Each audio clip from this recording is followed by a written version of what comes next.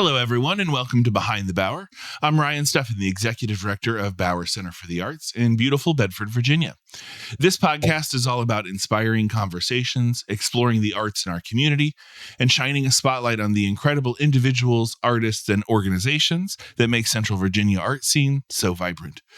Today, we're talking with someone who has worn a lot of different hats.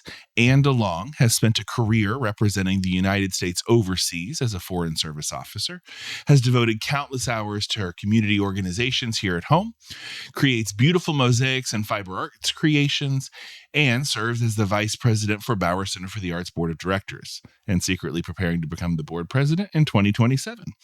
She's also helping imagine new ways to make Bedford a more vibrant and more welcoming space. And welcome to Behind the Bower. Thanks so much, Ryan. Good morning. It's great to be here. Thank you. I'm so glad that I could get to talk to you. I've been meaning to talk to my board members for a long time, and it just time slips away from you. So you've been on the board for probably, 6 months now? Well, it's been almost a year. Has it been on? I guess it's been almost a year.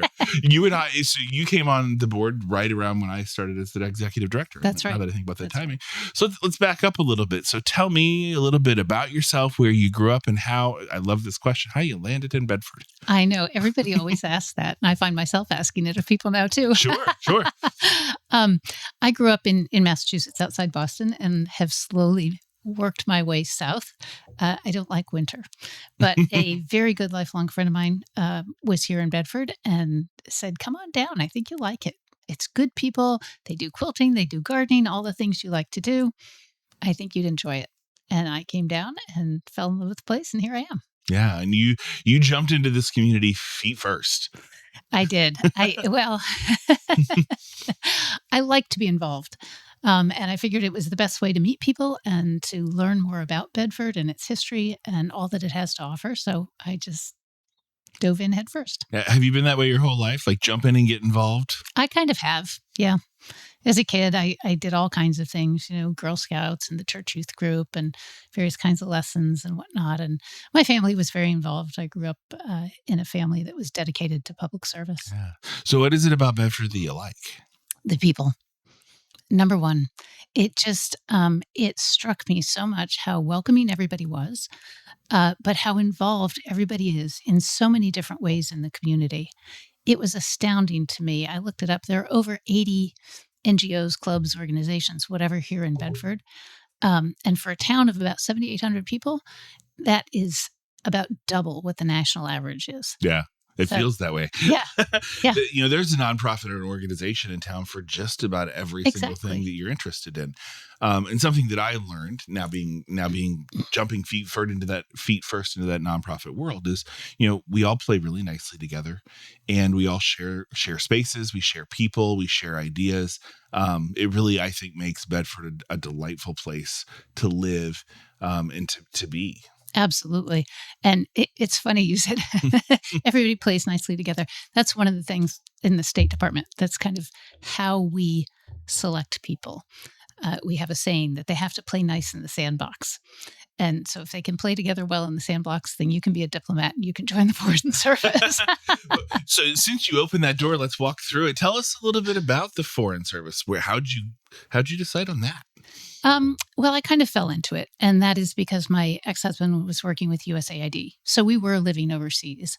I had been working for the Environmental Protection Agency and had been doing consulting when we were overseas. And then finally, at some point, we decided it'd be a whole lot easier if we both kind of worked for the government. So he worked for USAID and I worked for the State Department. We were what's called an interagency tandem couple, and that's how we were able to maintain two careers and move from country to country around the world. What are some of those countries you got to live in? Oh, a lot. So before I got married, I lived in Brazil as an exchange student in high school, and then in Greece during college. And then together we lived in Lithuania first, and then El Salvador.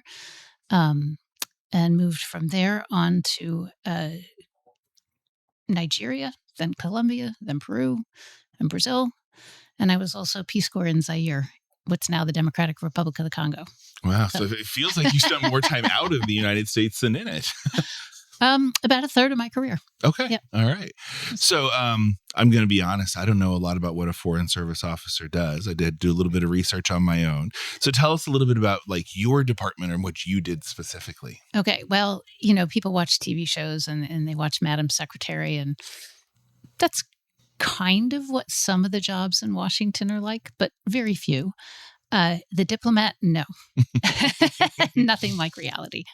The the Foreign Service is a representation of the United States government overseas, and there are several different areas that people tend to work in. What people think of when they think of diplomats are political officers or economic officers, the ones who are doing negotiations with the host country and trying to come to agreement on various policies and practices. I was what's called a management officer. And so basically, my job was to make sure that the embassies functioned. So everything from contracting to motor pool to warehousing to housing to security to healthcare, hiring and firing, all of that falls under the management portfolio. So it sounds to me like you got your hands a little dirtier than what most people think when they think of Foreign Service. Exactly. And we weren't the ones that were out there going around to the various receptions and all that you see on television. Right. Yeah. There's only a select few that get to do that. Yes, exactly. So what did you like about that work? Again, the people. I mean, what was so fascinating to me was living overseas. I think I became more patriotic than I ever was living in the United States. Partially because you're representing the United States, but also because you see it through the eyes of other people and you get a different perspective and you just see how much this country has to offer. And then you also see those countries and see them for what they are, which is basically people striving for the same things that we all are striving for, to have strong families, to be able to raise their kids, to provide a better life, to have those opportunities. And there's so much more that unites us than divides us. Absolutely. You said something that I'm super curious about. How do other countries view us? Well, it depends. It depends on the country. It depends on the time frame, and the time. There's a lot. Exactly. Generally, all the countries I was in, they were very positive towards the United States. Yeah. As somebody who has lived here my whole life and only visited out of the country for very, very tiny spurts, I'm just curious what other people think about it. It's very easy to know what I think because I'm steeped in it, but I'm just curious what. Okay. So if you want a little anecdote, when I was an exchange student to Brazil in high school, now this was, think about it, 45 years ago or more. 40. Thank you. One of my host mothers, the family I was staying with, she said, "Oh, well, we know that in the United States, nobody ever locks their doors or locks their cars, and they keep the key in the ignition all the time." And I thought, why on earth would she say that? Of course, we lock our doors and, don't leave the keys in the ignition of our cars, generally speaking. Some places you might, but, and she said, "Oh, but that's what we see on the movies. People just walk out the door and close it, and they get in the car and turn it on immediately." And because they don't show that in the movie, that was her impression of the United States. How interesting. Yeah. But it's also been interesting if you've been watching any of the television coverage, or even more so on social media, with all of the foreigners who've come to the United States now for FIFA, the World Cup. Oh, yeah. And they've had such positive things to say, and they've just been overwhelmed. And they said, this is not what we see on the media. And they've been very, very favorably impressed. It's actually been really interesting to watch some of those accounts and listen to them talk about, again, their perceptions. Because when we live in the middle of it, we take it for granted. We don't think about how other people view us. And, as a traveler who's just now dabbling in world traveling, there's a romance about going to a place like Germany or going to a place like Paris. And, as you said, it's not really all that different. There's a lot more that we have in common than what divides us. And that's why the people-to-people interactions are so important. Yeah. So after, it sounds like you grew up in a large space. How do you feel about moving to a small town? I'm actually loving it. From age 16 on, I was very peripatetic, moving around the world, moving every couple of years and whatnot. And I was really looking for a place where I could grow some roots. And when I came down to Bedford, I just felt this is what I want to see in a community. This is a community I want to be part of, where people are involved, they're active, they care about each other. And so it's been wonderful. And as I said, it's been so warm and welcoming in every way that I've been Yeah. here. So, Yeah. So I would love to start, you are on the board of directors for the Bauer Center for the Arts. And, for a lot of people, they find the Bauer Center because they are artists. And I know that you are an artist. So can you talk a little bit about your art? I know that you work in mosaics some. I know you work in fiber art some. There's probably a whole lot more to it than just that. So tell us a little bit about your journey and path as an artist. yep.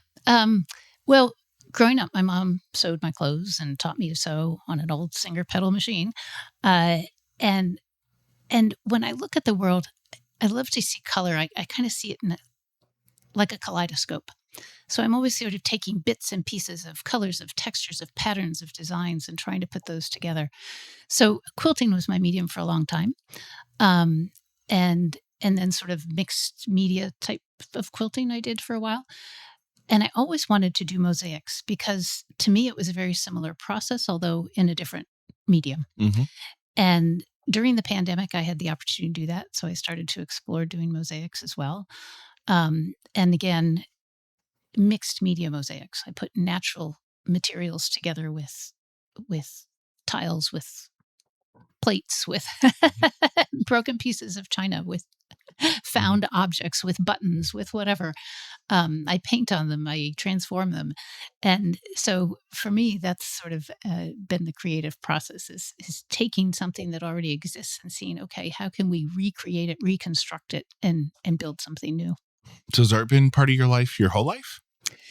It has been, although in fits and spurts. Sometimes just because of the environment or the type of work I was doing or where I was, it was harder to do things. Other times, like in Nigeria, there wasn't a whole lot to do. And I think I did 20 quilts one year, large ones, which is a lot. Yeah. Having a grandmother who quilted, because it took a long time to get one finished. Yeah. Although my grandmother was also really notorious for starting one and then getting bored with it and starting a different one. So she had lots of half-finished pieces. Exactly. We call those UFOs, unfinished organizations. So did you bring your quilts with you? Did you give them away? Did you sell them? I have sold only one. I give them away. Okay. I generally make a quilt for someone with a particular idea in mind, trying to reflect some part of their personality. And then others I have made just for me to incorporate parts of places I've been or emotions that I felt or whatnot. So my house is it looks like a museum. It's covered in textiles and various pieces of art from all over the world. But I love that. I mean, and every piece of art tells a little story of who we are and who we were at that exact moment. Mm-hmm. Yeah. So I just lost my train of thought. It happens sometimes. You were talking about me being on the board of the Bauer and then other ways being involved in Bedford. Yeah. So, I know that you like to produce art. I guess my question was, it's all gone. Everything just jumped out of my head. That this is a live show right now. You can tell that. So what drove you to join the Bauer Center? Well, I actually, when I was coming down to visit my friend who introduced me to Bedford, she said, "Oh, there's a quilt show on over at the library," and it was the annual Peaks and Pieces Quilt Guild show that they do, and the next one's coming up on July 15th of this year. Yeah. And I went over there and I was just amazed, and that's how I got involved in that quilting group here. But at the same time, they said, "Oh, there's a fiber arts exhibit going on at the Bauer," and I thought, "Oh, where's the Bauer?" They said, "Well, it's 2 doors down." So I just walked down to the Bauer and came in, and that was my first introduction to the Bauer. And I said, "What a fabulous space and place that you have the opportunity to showcase so many different types of art, and then to bring people in to create art, to experience art, to participate in so many different ways." And I just kept coming back and coming back and coming back. So what are some of your favorite things that you've seen come through the doors of the Bauer Center since you've been involved? Well, of course, the Fiber Arts Show. I love that. Yeah. But I really love seeing local artists. And I love the fact that the Bauer focuses on kind of building a love of arts and showcasing arts for the younger generations. I love seeing the kids shows, the school shows at the middle school and the high school level, there are some amazingly talented artists in our community. And to be able to showcase that and celebrate it, I think is wonderful. I think the classes that we have and bringing kids in through the summer camps as well is a great way to um, sponsor art and provide this opportunity for kids, but really to invest in their love of art and let them know that this is an open space. Anybody can come and participate. Yeah, it's no secret for anybody that knows me that my background before working at the Arts Center was ultimately an arts teacher in high school for 21 years. And what I learned very quickly is kids love art and love the opportunity to engage in art. And if you build that love early, it sticks around forever. And I had that luck of being in that position with a community for as long as I was. So kids that I saw and started early in my career, 10 or 15 years later, I saw them still engaging in art in their community, still going to shows, still auditioning for shows, bringing their kids to shows, bringing their kids to the camps that they started in originally.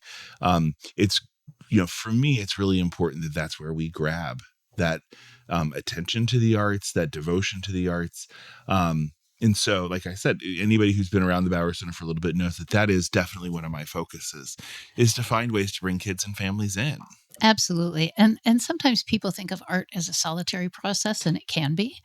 But what I appreciate about art is when it's interactive and when it becomes a community right event or practice or an opportunity to bring people together, whether they're coming together just to look at the art, or they're coming together to create the art, or they're coming together to work individually on different pieces, but sitting together, talking, interacting, and sharing. Yeah. And it really stimulates, I think, the creativity. Yeah, I mean, there's definitely more. I mean, not just these two fields, but there are definitely the pool of consumers of art, people who come to watch a concert, people who come to look at an exhibit. But you also have producers. And that's one of the things that we've been working on, especially in the last few months at the Bauer Center, is, if you come in as a consumer, there's also moments to be a producer, whether that be a little art station that you can make a piece that is inspired by the exhibit in front of you, or if it's just a corner of art supplies and art play, and inviting you to sit down with your kids and draw a picture or work with the easel or paint something. To me, it's been really important to have the marriage of the two, to be able to be a consumer, to see it, to look at it, to experience it, but to also know what it's like to create it, to be part of making it. Well, and Ryan, I think you've done such a great job of that too. The motto that we've been working on is that art is for everyone. And I think the more that we can bring more people in, as you say, perhaps initially as consumers of art or just to observe, but then engage them and help them to become creators and participants and engage with the art. And so I think looking forward to the Bauer, you've probably told people already that this is the 20th anniversary. And, it is. Yeah. It's amazing what the Bauer has built over the last 20 years. And as we look to the future, how can we then extend that art further into the community, expand the community of artists, of people participating in art, and really just say to everybody here, our doors are open. Come on in. Yeah. So as one of the things I love about you, and so happy to have you on the board and taking over as president within the next 6 months now, is that you are a visionary by nature.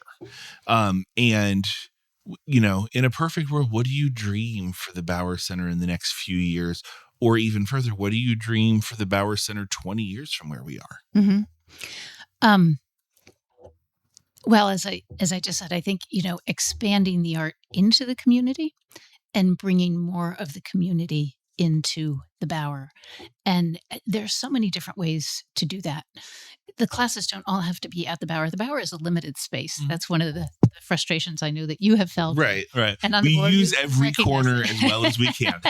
And we're kind of always trying to eke out, another square foot somewhere. Right. But I think that it doesn't have to be limited to the building. The reach of the Bauer can go beyond that.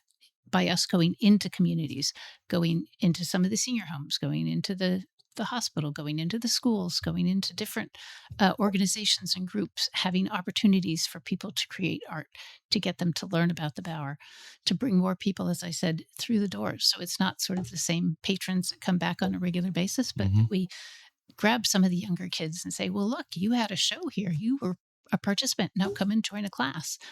Come and participate, maybe be one of the counselors at some of our camps. Have an opportunity to work with younger kids and mentor them. So having that flow just kind of expand in both directions, I think is something we look forward to in the future. I'm going to take advantage of that and put in a little plug right now. The Bower Center is a big, beautiful building that operates with a tiny little staff. So we've got 2 full-time staff members who work in the building, 1 part-time who does all of our marketing, all of our grant writing. And it is absolutely the volunteers that help us do those things. And if you are someone who's listening to this and you're thinking, I would love to work with kids, or I would love to work with a population of folks with special needs, and you're looking for an outlet to be able to do that, we are always looking for volunteers to help support and build and create the programming, because the opportunities there is just, we're mighty small.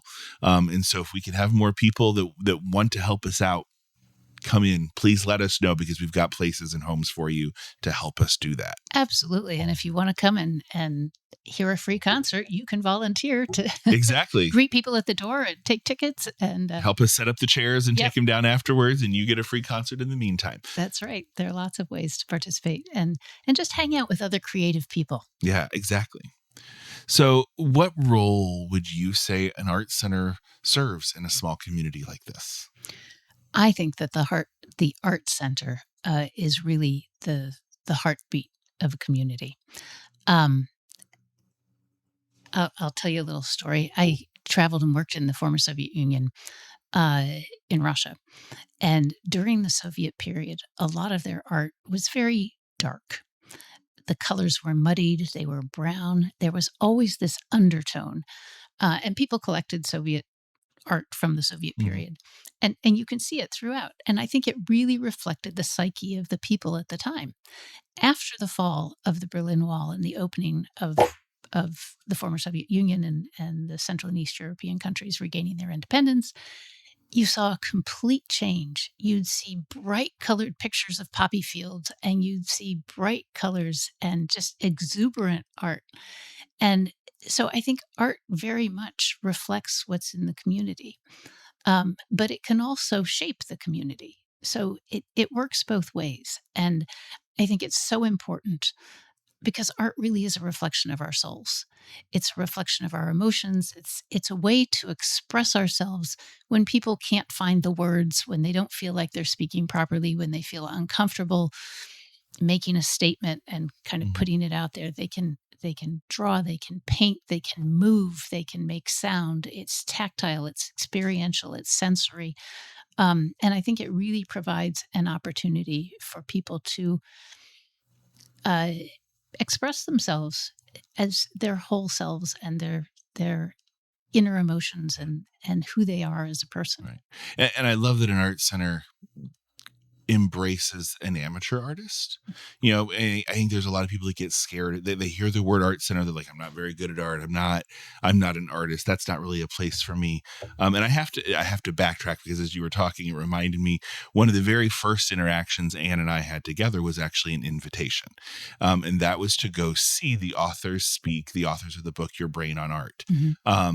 Which I bought the book while I was there. It was a super engaging concept. And while I felt like I believed already everything that they were saying, it was nice to see some actual scientific research backing up what I already believed. And that is that the process of art, the actual process of creating and making art, not as a product, not to share with anyone, not to sell, not because you're an artist, but the act of creation, it sparks something in your brain that makes you empathetic, that makes you grow, that makes you see the world in a different way, that is at a level of wellness and builds a level of wellness that I think is really important. Oh, absolutely. And I agree. Both that book and the talk, made such an impression on me as well. Things that are astounding. People who stutter and have trouble speaking can sing.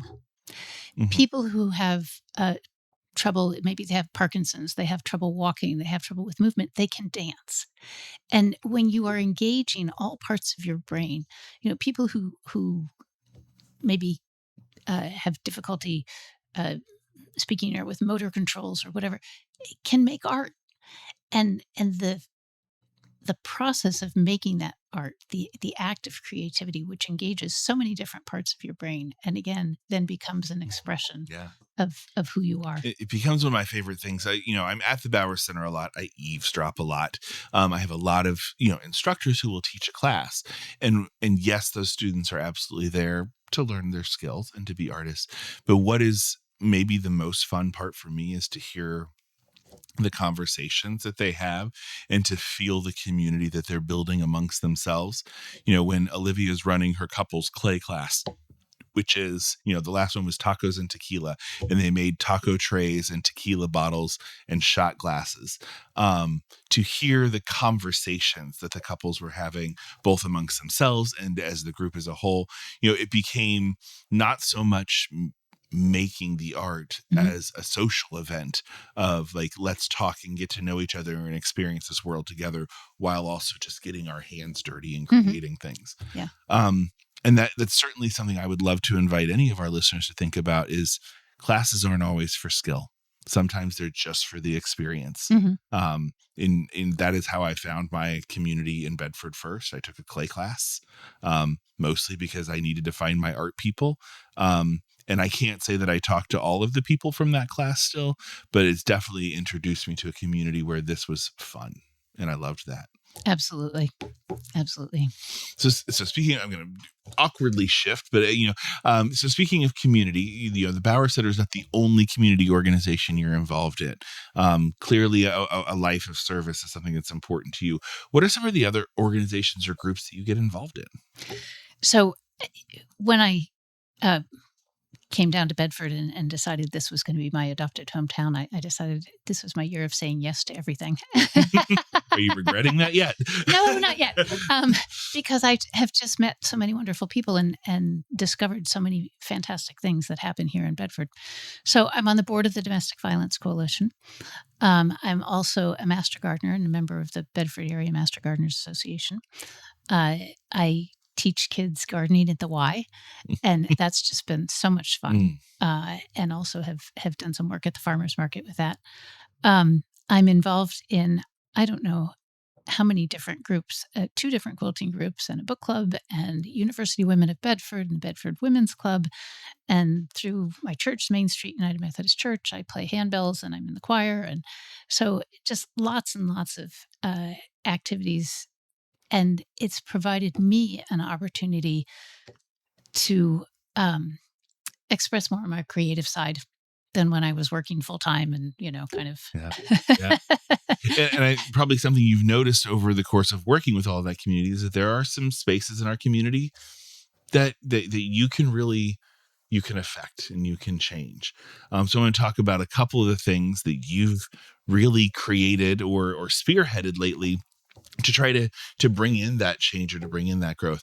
So the first one is, if anybody has walked on Main Street at any time in the last month or so, hopefully they've noticed that it's got a bit of a facelift in the windows. Tell us a little bit about that project. Well, yeah, on North Bridge Street. So there are several vacant buildings along North Bridge Street. And they just started to look kind of dirty and run down. And I thought, this is the 250th anniversary of our country. It's we're going to be having the parade, which was held on May 16th.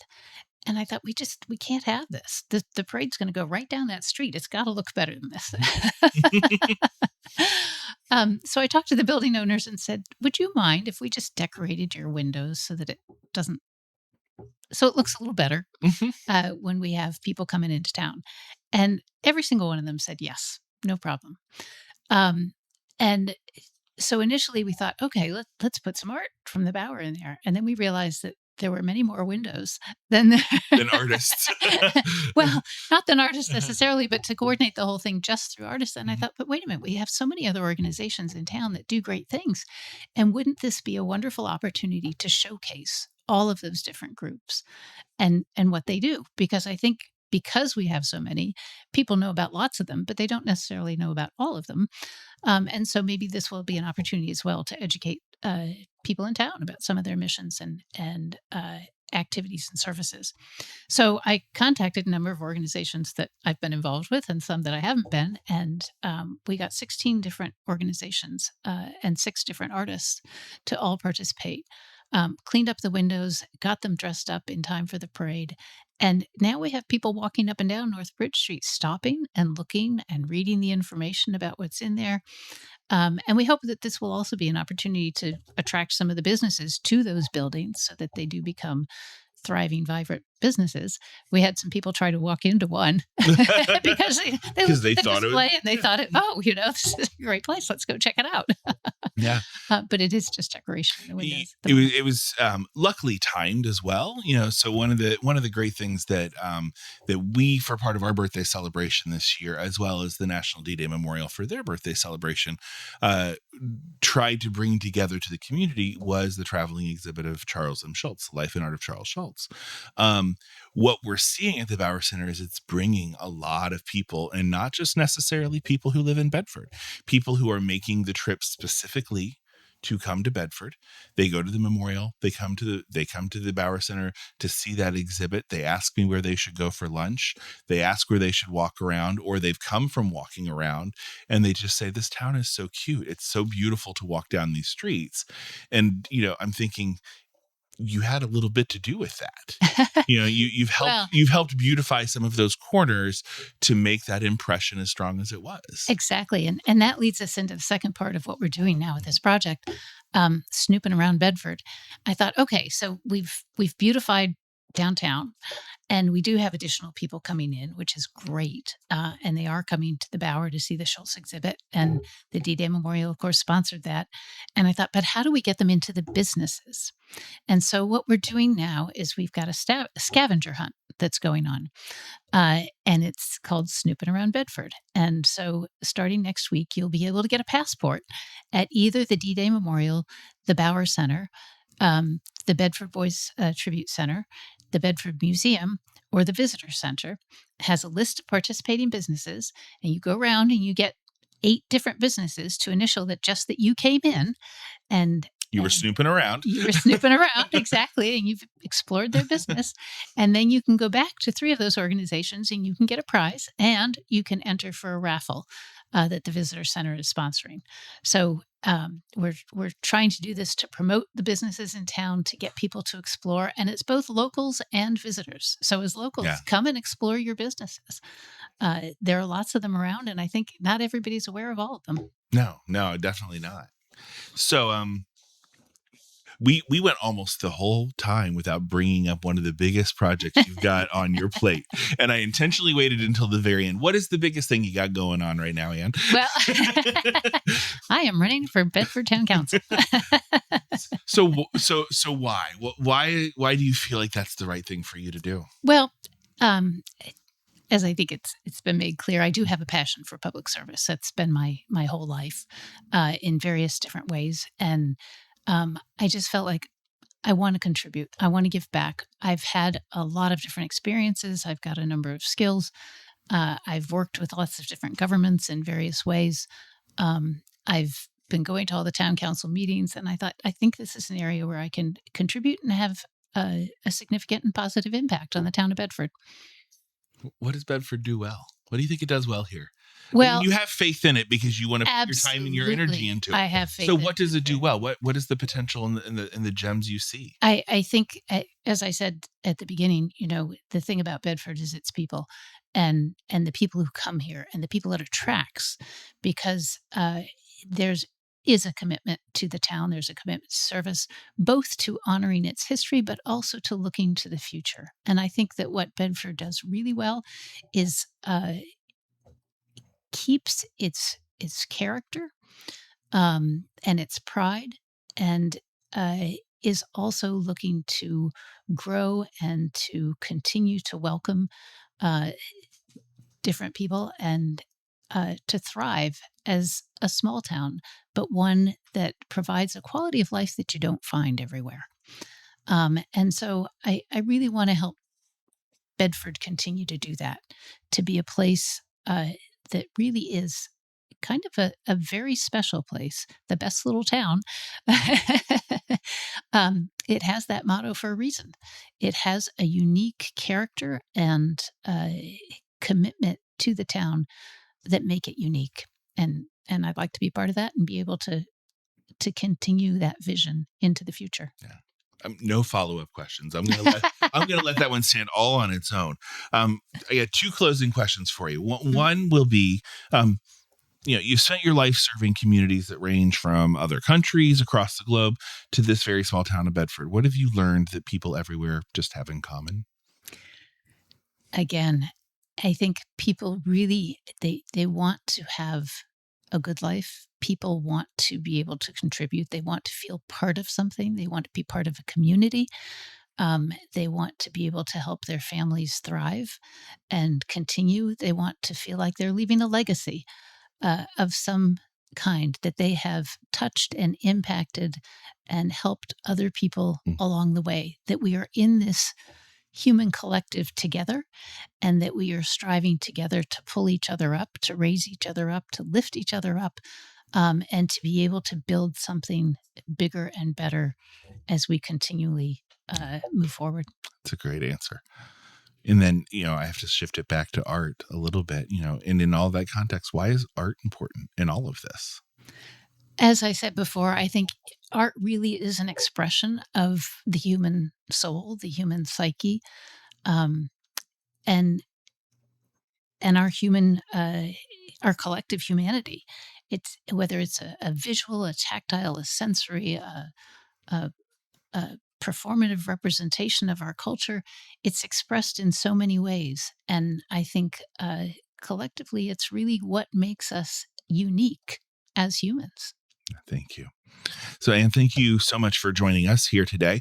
I do love getting to chat with our members from the Bauer Center for the Arts and letting our listeners know a little bit more about the people who make Bauer Center what it is today. Be sure you're snooping around Bedford. Make sure you check out all the beautiful storefront windows, and even stop by the Bauer Center to say hello. And if you're wondering what else we've got in store, we've got a whole summer full of fun for art lovers of all ages. For our younger ones, we have 2 weeks of camp left this summer. Mystic Tides is nearly sold out, so if you're looking for that one, sign up today. We also have an end of the summer free family art day featuring Virginia Commission for the Arts touring artist, puppeteer, and ventriloquist Tyrone Travis. That's going to be on August 1st at noon.